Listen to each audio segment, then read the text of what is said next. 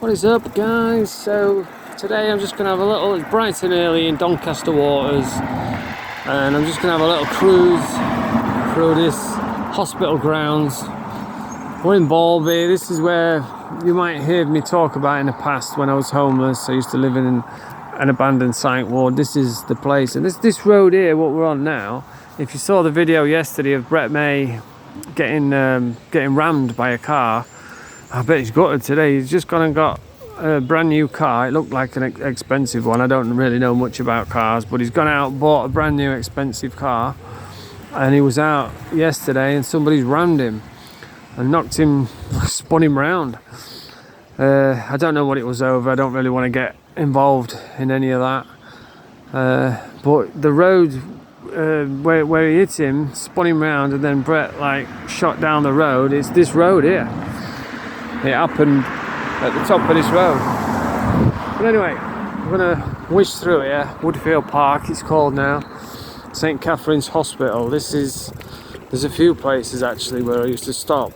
It was a brilliant place to come if you were homeless, or I thought it was anyway.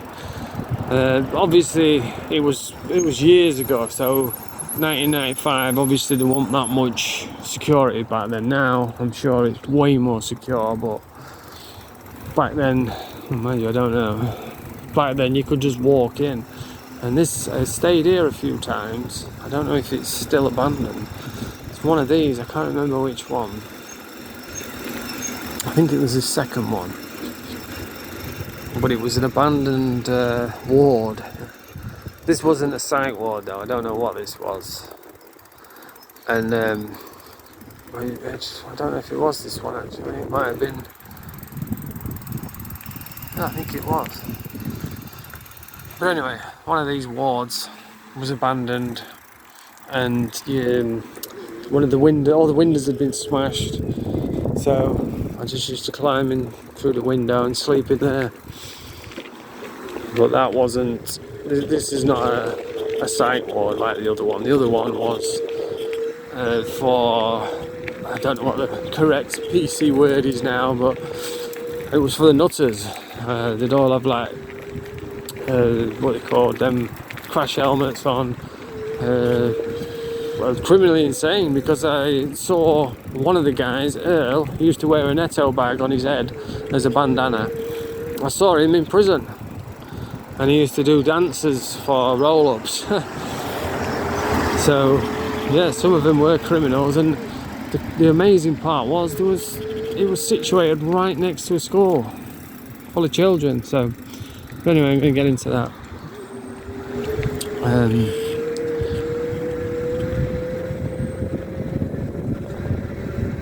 There's actually a bike shop up here, which I need to get my brakes done. Right now I've got no brakes. One of the brakes went a couple of days ago and I was supposed to get it fixed.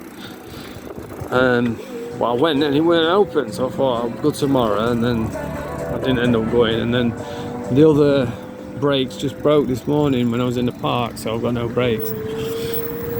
This castle here, when I was a heroin addict, I used to sneak into there and do sneaky things. I'm not proud of it, but yeah, you need drugs, you know, you need money for drugs. Well, there's a doorway out the back. I used to sneak in through the doorway and just try and see if there's any. Oh man, I can remember I got a telly out of there once. I think I can talk about it. It was like 30 fucking years ago, so they're hardly going to come after me now, are they? There's a big. These flat TVs had just come out. That's when it was. That's how long ago it was. And there was one in there. I think it was like a 40-inch flat TV, and I had to carry the fucker from there. I don't know if it was from there. It was from one of these buildings around here. I had to carry it all the way, all through here, all down here. I was fucking exhausted. And bear in mind, it was like when they first came out, so they were still a bit blocky. They were heavy as fuck. Now they're not too bad. They're a lot thinner. I think I sold it for 40 quid, probably like a £1,000 telly. Sold it for 40 quid.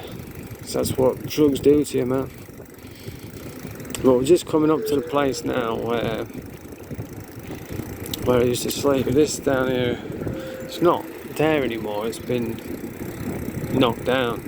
But just to tell you what it was like, there's a school right next to it, and outside of the school, which I'll show you, there was some steps, and the nutters used to sit on there and just sit staring at all the school kids. And looking back, I mean, when you're kids, you don't see danger. You know, we just used to laugh and fucking throw stones at them and stuff and sit and joke with them.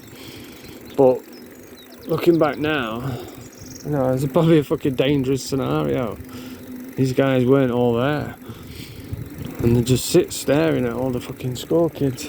But this abandoned site ward, it used to be right here. Can you hear the fucking brakes? That's full. Pulling that back full, it's just not stopping me at all. That's where the site ward used to be, and the thing that I remember about it most was the smell. Oh my god! Now just bear in mind, right? It was in like a mental asylum, so they had padded rooms in there. They had all the old bed frames in there. All the windows had been smashed, and it had been abandoned. So when I've come past it, I was homeless. I was a heroin addict. It was freezing cold. I'm like, fuck it, I'm going in there. And it sounds scary, sleeping in an abandoned site ward on your own, but it's the cold. What's the real scary part? Walking about in the freezing cold, and if you do enough heroin, you don't care. You don't care about ghosts or fucking murderers or all like that. I'm thinking back. I mean, I was probably the threat, you know, like if some kids have gone in like, oh, we'll go to that scary asylum. Some local fucking crackheads in there on his own. I was probably deemed the scary part. But yeah, it's been knocked down. And the smell. I can still remember it now. It was so strong. It was like, you know, like the old people's homes. They've got that weird punky smell. It was like that times 1,000, man. And it hit you as soon as you walked in. It took your breath. And all the old metal frame beds. I think I managed to get a sleeping bag, so I just slept on the sleeping bag and just tooted as much heroin as I could, just to forget everything, and then I'd just sleep, and then first thing I'd be up and about. Well, this is the school next door to it, and I'll show you the steps where they used to sit. This is my old school Bobby car, and these are the steps here. Oh, yeah, this is school. It's a bit overgrown now. All these buildings, they weren't there when I was there. They used to have a donkey as well. I'm sure they had a donkey in this part here.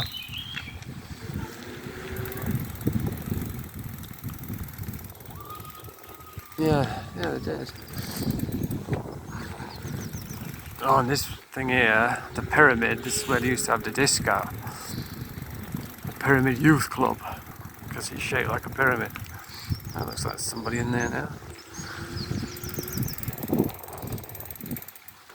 I can remember when I came here once, when I was a heroin addict, and I thought I couldn't be asked to walk around, so because they didn't have all these big fences, you could just walk straight in. And I thought, you know what, I'm just going to walk straight through and see if there's out to rob. It's fucking middle of the school day, and I'm walking through, and one of the old teachers was there who I don't think he recognised me, because I looked nothing like, when I was at school I was a big fat fucker, I looked like the honey monster. But when I was at heroin, I was like totally the opposite. I was emaciated, skinny, looked like a fucking scarecrow. So he probably didn't recognise me, but I recognised him, and I remember walking through and I said, hello, lovely day. And he says, yes it is. There used to be a little pub down there as well, like I think it was a Cub Scout or a disco there. Alcohol. The first ever time I had alcohol, and guess what it was what I had? 1 can of special brew. No wonder I ended up a fucking alcoholic junkie. First can of beer I've ever had, and it was a fucking full can of golden special brew. Oh, disgusting. I was absolutely wrecked. But anyway, that's just a short video for today when I was homeless. I'm clean now, sober now, so you know, if you're in that life, if you're struggling, there is a way out, because I've been there, I've done it. I know what it's like. You can convince yourself that you're too far gone, because that's what I did, but you're never too far gone. Bonjour.